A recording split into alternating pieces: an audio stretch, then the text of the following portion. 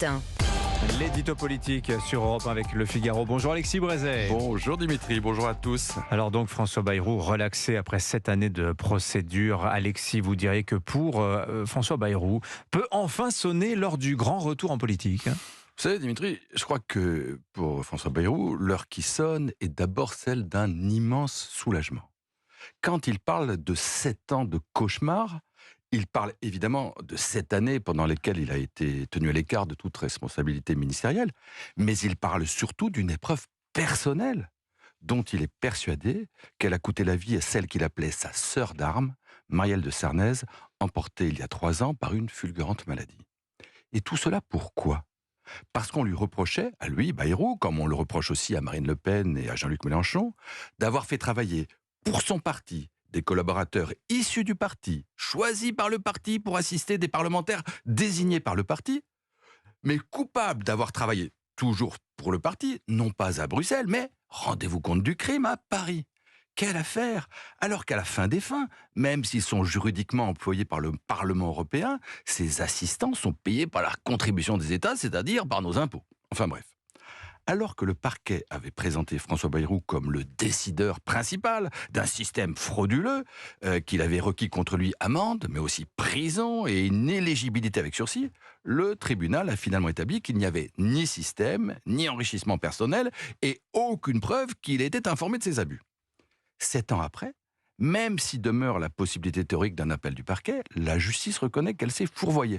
Et ces temps-ci, ça devient une habitude. Que voulez-vous dire par habitude, Alexis ? Faites vous-même les comptes, Dimitri. Éric Dupond-Moretti, blanchi par la Cour de justice de la République. Olivier Dussopt, relaxé par le tribunal correctionnel de Paris. Et maintenant donc, François Bayrou mis hors de cause. Et c'est peut-être pas fini, puisque le 28 février, on attend la décision de la Cour de cassation dans l'affaire Fillon, dont le Conseil constitutionnel a déjà estimé qu'elle était sans doute attachée de graves irrégularités judiciaires. Alors, au pays heureux du syndicat de la magistrature, du parquet national financier et de Mediapart, on a beau être habitué aux balles perdues du bal-trap antipolitique, ça commence à faire un peu beaucoup. Bon, on dit que François Bayrou pourrait atterrir au ministère de l'Éducation en lieu et place d'Amélie Oudéa-Castéra. Ça vous paraît vraisemblable, Alexis ? Vous l'avez entendu hier soir à la télévision, il n'écarte rien, ça veut tout dire. Très franchement, je ne crois pas prendre de grands risques en disant que si Emmanuel Macron lui propose l'éducation, il ne refusera pas. Vous savez, quand on a 72 ans et qu'on n'a pas renoncé à jouer un rôle de premier plan, on ne peut pas, sous peine de disparaître totalement des radars, rester indéfiniment sur le bord du chemin. La vraie question, c'est Emmanuel Macron lui proposera-t-il ?